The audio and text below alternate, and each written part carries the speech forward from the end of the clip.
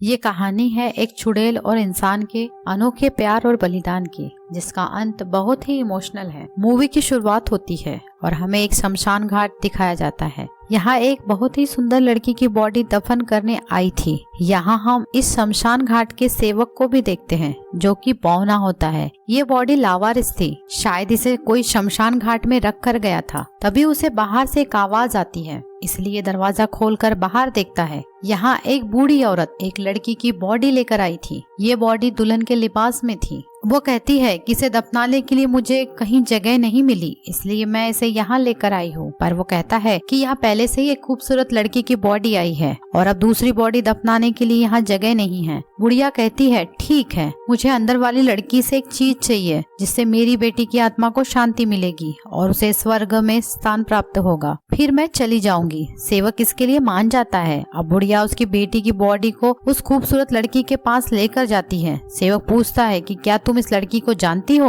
वो बताती है कि एक चुड़ैल है और एक आदमी ने इस चुड़ैल के लिए मेरी बेटी के चेहरे को काट दिया, पर अब ये विच मर चुकी है, इसीलिए अब इसका फेस काट कर मैं अपनी बेटी को लगाऊंगी। सेवक कुछ समझ नहीं पाता और अंदर से काफी डर जाता है। बुढ़िया उस लड़की के बॉडी पर एक कीड़े को डालती है। कीड़ा उस लड़की के नाक में घुसकर पूरे फेस को अंदर से काटने लगता है, जिससे उस लड़की के फेस की स्किन नीचे गिर जाती है। अब कीड़ा उस स्किन को लेकर बुढ़िया के बेटी के फेस तक लेकर जाता है। बुढ़िया काफी खुश होती है और अपनी बेटी का घूंघट उठाती है और हम देखते हैं कि उस मरी हुई लड़की का फेस अब इस बुढ़िया के बेटी को लग चुका है। अब उसकी बेटी आंखें खोलती है, मतलब वो मरी नहीं थी, वो एक चुड़ैल थी। वास्तव में ये माँ बेटी दोनों ही चुड़ैल थी। अब बुढ़िया अपने फेस की स्किन निकालती है और सेवक की तरफ देखती है और कहती है कि मैं अब अपना चेहरा चेंज करूंगी। यहाँ हमें उसका बहुत ही डरावना चेहरा दिखाया जाता है। सेवक वहाँ से भागता है और एक जगह छुप जाता है, पर वह चुड़ैल उसे पकड़ लेती है।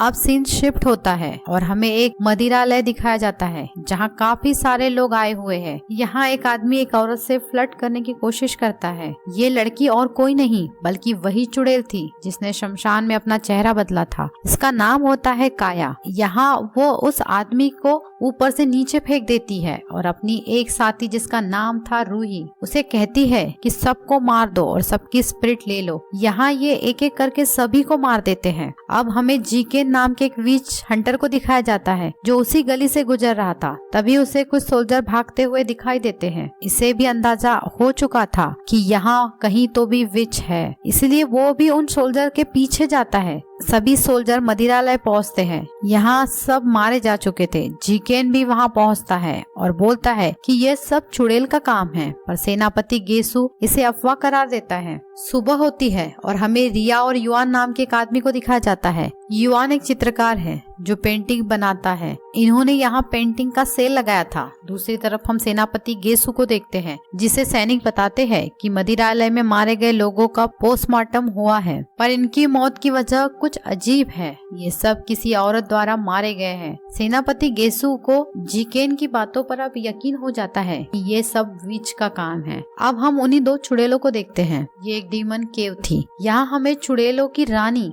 माया को दिखाया जाता है, जो कि देखने में बदसूरत और बौनी थी। ये दोनों विच को अपने फायदे के लिए इस्तेमाल करती है। वह उन्हें कहती है कि तुम्हें विच हंटर से बचकर रहना होगा और तुम्हें एक पवित्र आत्मा को लाना होगा, ताकि मैं फिर से खूबसूरत बन सकूं और मुझे अपार शक्तियां मिल सके। दूसरी तरफ हम गेसु को देखते हैं, जो अपने सोल्जर को बताता है कि विच बहुत ही खूबसूरत और चार्मिंग होती है। वह सभी मर्दों को अपनी सुंदरता से लुभाती है और अगर कोई आदमी उसकी सुंदरता से मोहित हो गया तो वो उसकी आत्मा चुरा लेती है। इसलिए पूरे शहर में कर्फ्यू लगा दो और सबको विच से सतर्क रहने बोलो। हम उन विच को पकड़ लेंगे। अब गांव में 7 बजे के बाद कर्फ्यू लग चुका था। हम युआन को देखते हैं, जो एक वैद्य के पास दवाई लेने आया था। रात काफी हो चुकी थी। कर्फ्यू के कारण पूरे गांव में सन्नाटा था और जोर से तेज हवाएं चल रही थी। अब हम एक शराबी को देखते हैं, जो मधुशाला में आया था। काया भी यही थी। वो कहती है कि मधुशाला बंद हो चुकी है, पर काया को देखकर वो आदमी उस पे मोहित हो जाता है और उससे फ्लर्ट करने लगता है। पर तभी युआन भी आ जाता है और उस आदमी को जोर से मारता है। उसे लग रहा था कि ये आदमी लड़की को परेशान कर रहा है। युआन को देखकर काया उस पे मोहित हो जाती है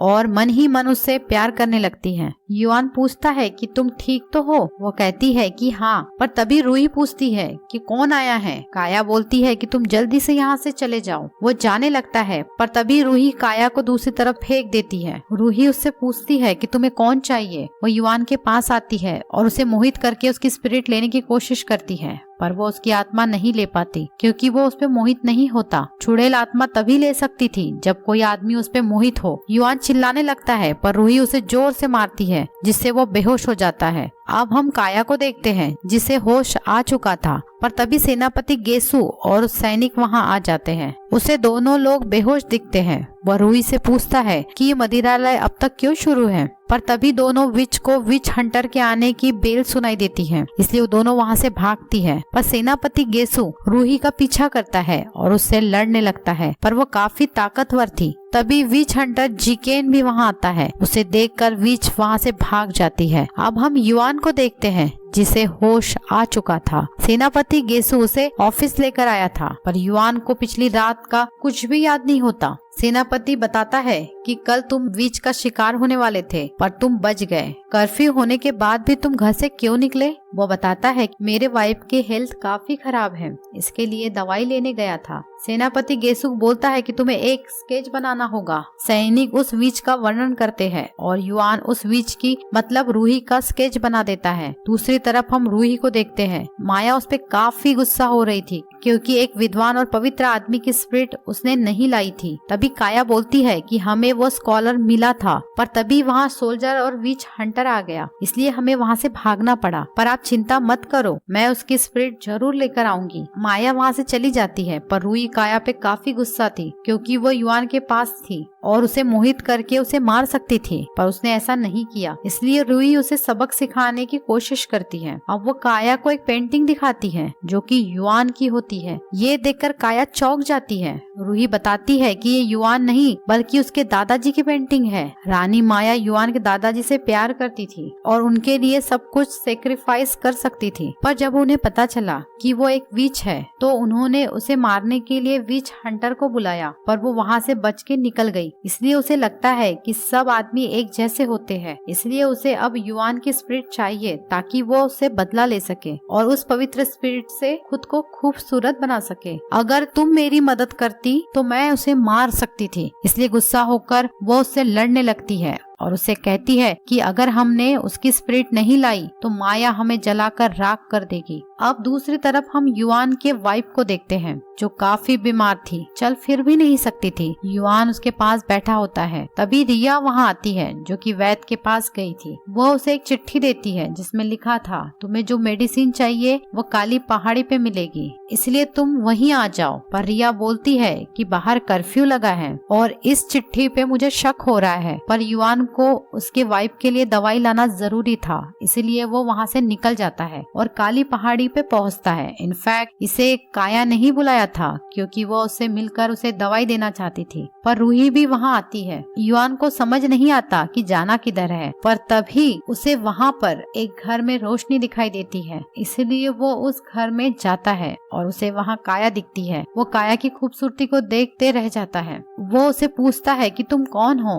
वो अपना नाम काया बताती है। वो उसे मेडिसिन दिखाती है। युआन को लगता है कि वैद्य ने इसे दवाई देने को कहा होगा। मेडिसिन देखकर वह काफी खुश होता है और कहता है कि अब मैं अपनी वाइफ को बचा सकता हूँ और उसे शुक्रिया करता है। काया पूछती है कि तुम्हारे वाइफ का नाम क्या है? वो कहता है जिया। युआन उसे मेडिसिन लेता है और उसे बताता है कि मेरा नाम युआन है और भविष्य में मैं तुम्हारे एहसान का बदला जरूर चुकाऊंगा, और वहाँ से जाने लगता है। काया बोलती है कि शुक्रिया तो मुझे बोलना चाहिए, उस रात तुमने मदिरालय में मुझे बचाया था। तभी उसे उस रात वाली घटना और सेनापति गेसु की बात याद आती है कि जिसने तुम पे हमला किया था वो एक विच थी, इसलिए वो काफी डर जाता है और वहाँ से जाने लगता है। पर काया को अंदेशा हो जाता है कि रूही वहाँ आ चुकी है और वो उसे मार देगी। इधर युआन ने रूही को देख लिया था, इसलिए वहाँ से भागता है और वापस उसी घर में आता है, क्योंकि उसे नहीं पता था कि काया भी एक विच है। वह काया को बोलता है कि मैं कुछ देर और यहीं रुकूंगा,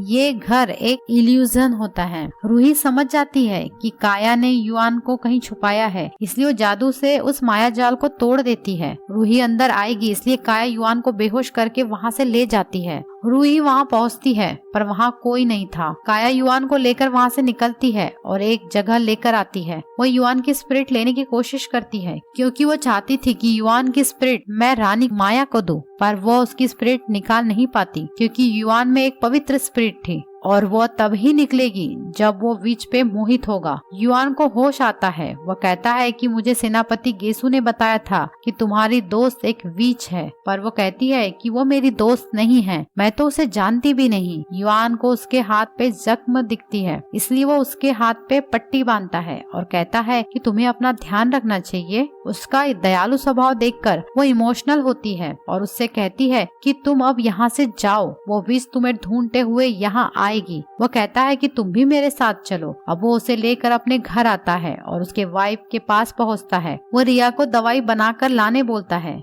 जिया पूछती है कि लड़की कौन है। वो बताता है कि मैं जिस जगह दवाई लेने गया था वह जगह काफी खतरनाक थी और इसी ने मुझे वहाँ से बचा कर लाया है, इसीलिए उसके हाथ में चोट भी आई है। इसका नाम काया है, क्यों ना हम उसे बगल वाले रूम में कुछ दिन रुकने के लिए जगह दे। जिया इसके लिए मान जाती है। रात होती है। रूही वहाँ आ चुकी थी। उसे रोकने के लिए काया भी वहाँ आ जाती है और उसे रोकने की कोशिश करती है। यहाँ इन दोनों में काफी लड़ाई होती है। रूही कहती है कि मुझे पता है कि तुम युआन को पसंद करती हो, पर उसकी स्पिरिट लेना जरूरी है। पर तभी उसे विच हंटर जेसुक के आने की आहट सुनाई देती है। वो कहती है कि तुम्हारा फेस जल्दी ही बदसूरत होने लगेगा और युआन को पता चल जाएगा कि तुम विच हो, और वहाँ से भाग जाती है। अब हम कुछ सोल्जर देखते हैं जिन्हें वहाँ एक लाश मिली थी। उसे देखकर वो ऑटोप्सी सेंटर ले जाते हैं। यहाँ काफी बॉडी थी। जेसुक इस बॉडी को चेक कर रहा था। वो सेनापति गेसु को बताता है कि इन सबको एक विच ने मारा है, पर उसे यकीन नहीं होता।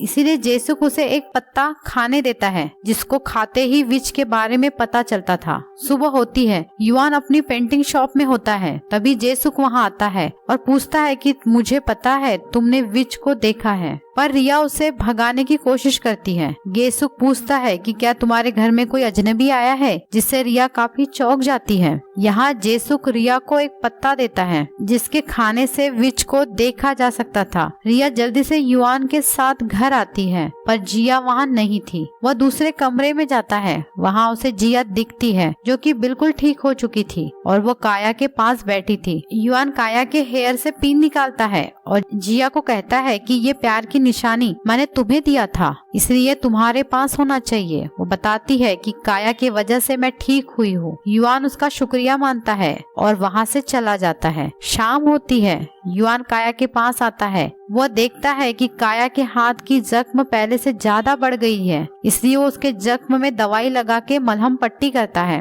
उसका ये केयरिंग नेचर देखकर काया उससे प्यार करने लगी थी। रात होती है। काया नहा रही थी। रिया भी वहाँ आती है, क्योंकि उसे पता लगाना था कि वो विच है या नहीं। वो उसी पत्ते को खाती है और अंदर देखती है। यहाँ उसे काया का डरावना चेहरा दिखता है, इसलिए वहाँ से भागती है और युआन के पास आती है, पर काया यहीं बैठी होती है। काया बताती है कि शहर में एक विच आई है और वो लोगों को मार रही है, पर वो सिर्फ उस आदमी को मारती है जो उनपे मोहित हो जाते हैं, इसलिए तुम्हें डरने की जरूरत नहीं है। वो एक तरह से रिया को धमकी दे रही थी। यहाँ काया युआन को एक दवाई देती है, जिससे जिया पूरी तरह से ठीक हो जाएगी। सुबह होती है। रिया सेनापति और कुछ सोल्जर को लेकर घर आई थी। गेसु पूछता है कि विच कहाँ है। युआन रिया पे काफी गुस्सा था। वह गेसु को बताता है कि यहाँ सिर्फ एक लड़की थी जो मेरी वाइफ को दवाई देने आई थी। रात होती है। रूही युआन के घर के पास आई थी। वह सोल्जर को मारकर उसकी स्पिरिट ले लेती है। सेनापति गेसु और सोल्जर भी वहां आ चुके थे। सोल्जर उस पे हमला करते हैं, पर उस पे उसका कोई असर नहीं होता, इसलिए गेसु एक मांत्रिक बाण उस पे चलाता है। ये देखकर वो वहां से भागती है, पर बाण उसे लग जाता है, जिससे वो नीचे गिर जाती है। अब इससे पहले वो गेसु उसे पकड़े, काया वहाँ आती है और उसे वहाँ से लेकर जाती है। अब ये दोनों केव में पहुँचते हैं। रानी माया रूही पे काफी गुस्सा थी, क्योंकि काया ने पहले ही रानी को बता दिया था कि रूही उसे नहीं मार रही है, और इतना ही नहीं, युआन ने उसकी पेंटिंग भी बनाई है। माया उसे काफी दंडित करती है,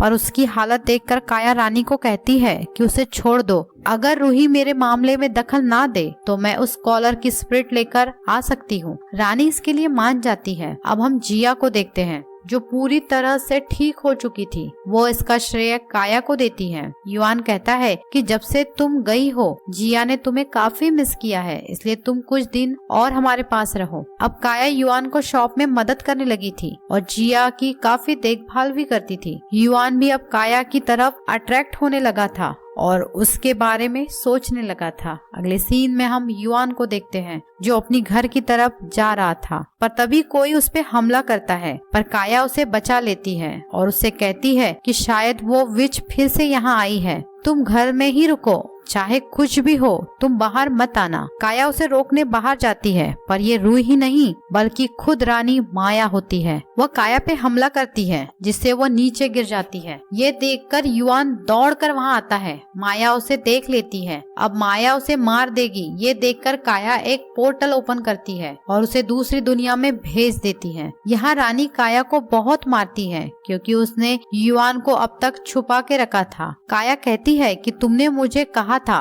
कि जब तक वो मुझ पे मोहित नहीं होता तब तक मैं उसकी स्पिरिट नहीं ले सकती, इसलिए अगर तुम उसे पकड़ भी लो तो तुम उसकी स्पिरिट नहीं ले सकती, इसलिए मुझे एक मौका दो। तभी वहाँ विच हंटर की आने की आहट होती है, इसलिए रानी वहाँ से चली जाती है। सेनापति गेसु और जेसुक भी पहुँच चुके थे। जेसुक अपनी शक्ति से युआन के घर के चारों तरफ सुरक्षा कवच बनाता है, जिससे विच वहाँ नहीं आ सके। अब वो ओल्ड विच के पीछे जाता है। वो एक जंगल में पहुंचता है। यहाँ ओल्ड विच और जेसुक में काफी लड़ाई होती है, पर ओल्ड विच वहाँ से भाग जाती है। इधर काया को भी होश आ चुका था। युआन भी दूसरी दुनिया से वापस आ चुका था। वह काया से पूछता है कि तुम ठीक तो हो। तभी जिया भी वहाँ आती है। सेनापति गेसु बोलता है कि मुझे शक है काया भी एक विच है और वो तुम्हें मार देगी, पर युआन बोलता है कि उसने मेरी और मेरे वाइफ की जान बचाई है, वो विच नहीं हो सकती। सेनापति गेसु और सोल्जर वहाँ से चले जाते हैं। जिया काया को लेकर अंदर आती है और कहती है कि मुझे पता है तुम युआन को पसंद करती हो और तुम उसे कभी नुकसान नहीं पहुँचाओगी। काया कहती है कि युआन तुमसे बहुत प्यार करता है, अगर तुम मर गई तो वो भी मर जाएगा, उसकी जान खतरे में है और सिर्फ मैं उसे बचा सकती हूँ। वो ये भी बताती है कि वो एक विच है, पर जिया को पहले से ही पता था, क्योंकि उसे उसने फेस चेंज करते हुए देख लिया था। वह कहती है कि मुझे ऐसा लगता है कि युआन तुमसे प्यार करने लगा है, इसलिए तुम उससे शादी कर लो। अगर मैं जिंदा रहूंगी तो वो तुमसे कभी शादी नहीं करेगा। अब जिया एक लेटर लेके युआन के पास आती है। ये काया ने लिखा था। वो कहती है मेरा दिल हमेशा तुम्हारे लिए धड़कता है और मैं तुमसे बहुत प्यार करने लगी हूँ, इसलिए मैं तुम्हारे लाइफ में और मुसीबत नहीं ला सकती, इसलिए मैं यहाँ से जा रही हूँ। पर इसका युआन पे कोई फर्क नहीं पड़ता। वो लेटर को फाड़ देता है। सुबह होती है। सेनापति गेसु जेसुक का इंतजार कर रहा था। जेसुक वहाँ आता है और कहता है कि ओल्ड विच बचकर भाग गई है। अब ये सब युआन के घर जाते हैं और पूछते हैं कि काया कहाँ है। वो बताता है कि वो चली गई, पर गेसुक कहता है कि मैंने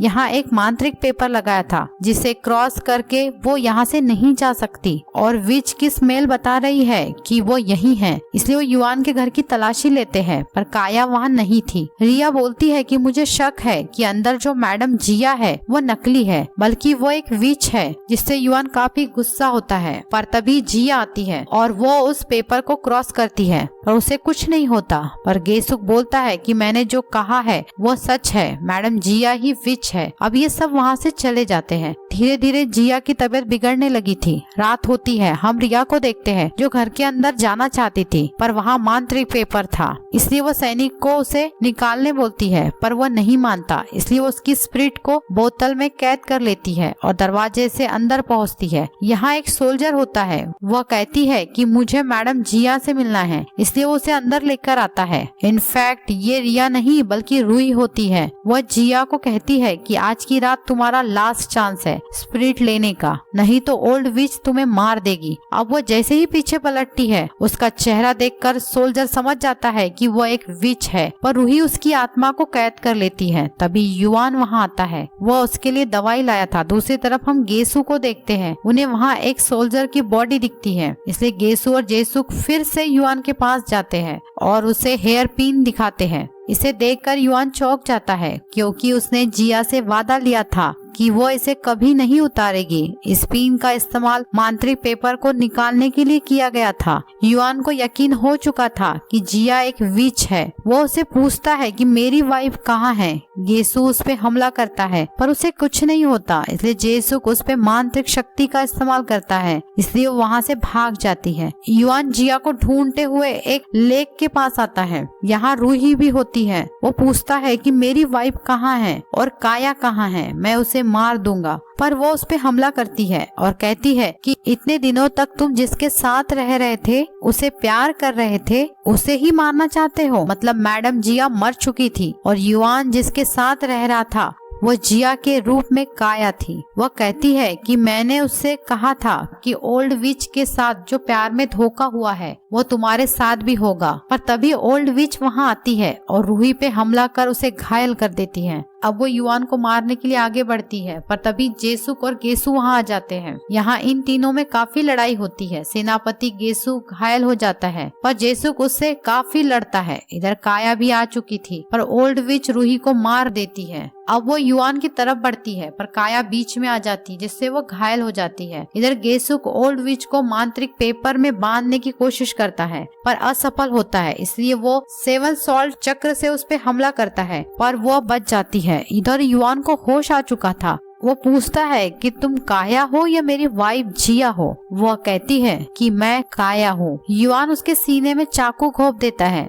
जिस युआन को काया ने दिलो जान से चाहा था, उसने ही उसके साथ ऐसा किया। युआन चाकू को और अंदर करता है, जिससे काया अपने असली रूप में आती है। युआन पूछता है कि मेरी वाइफ कहाँ है। वो कहती है कि मैंने हर चीज उसकी तरह की, उसके जैसे कपड़े पहने, उसके जैसे दिखने की कोशिश की, पर फिर भी मैं तुम्हारा प्यार ना पा सकी। युआन कहता है कि तुम एक विच हो और तुम प्यार को कभी नहीं समझ पाओगी। वो कहती है कि तुमने मेरी पेंटिंग बनाई और तुम कहते हो कि तुम मुझे लाइक नहीं करते, पर वो कहता है कि मैं तुम्हें पसंद नहीं करता और खुद को चाकू मार लेता है। दूसरी तरफ हम जेसुक को देखते हैं, जो ओल्ड विच से लड़ रहा था, पर वो काफी ताकतवर थी और वह उसे घायल कर देती है। अब वो जेसुक को खत्म ही करने वाली थी कि युआन उसे पीछे से चाकू मार देता है, जो कि उस चाकू पे उसका पवित्र खून लगा था, इसलिए ओल्ड विच यहाँ मारी जाती है। अब सीन शिफ्ट होकर युआन के घर आता है। उसकी नींद खुलती है। जेसुक भी यहाँ होता है। युआन को आईने में जिया दिखाई देती है। वो जेसुक को बताता है कि मुझे मिरर में एक औरत दिखाई दे रही है। वो बोलता है कि ये तुम्हारी वाइफ जिया है, पर वो बीमारी के कारण मर गई है। युआन बोलता है कि मैंने मिरर में जिसे देखा और जिसके लिए मेरा दिल धड़क रहा है, वो दोनों ही औरतें अलग हैं। अब सीन आता है पास्ट में और हम जेसुक को देखते हैं। वो काया से कहता है कि इंसान और विच एक साथ नहीं रह सकते। अगर तुम मुझसे वादा करो कि तुम किसी इंसान को चोट नहीं पहुंचाओगी, तो मैं तुम्हारी याददाश्त मिटा के तुम्हें जाने दूंगा। पर वो कहती है कि मैं युआन को भुलाने से बेहतर मरना पसंद करूंगी। वो कहती है कि युआन मरने वाला है, इसलिए मैं उसे बचाना चाहती हूँ। वो अपना हार्ट युआन को दे देती है और यहाँ वो मर जाती है। मतलब युआन के शरीर में जो हार्ट था वो काया का था, इसीलिए वो कह रहा था कि मेरा दिल किसी और के लिए धड़क रहा है। और मूवी यहाँ खत्म होती है। तो दोस्तों, ये मूवी की स्टोरी आपको कैसे लगी प्लीज बताना और चैनल को सब्सक्राइब भी कर लेना।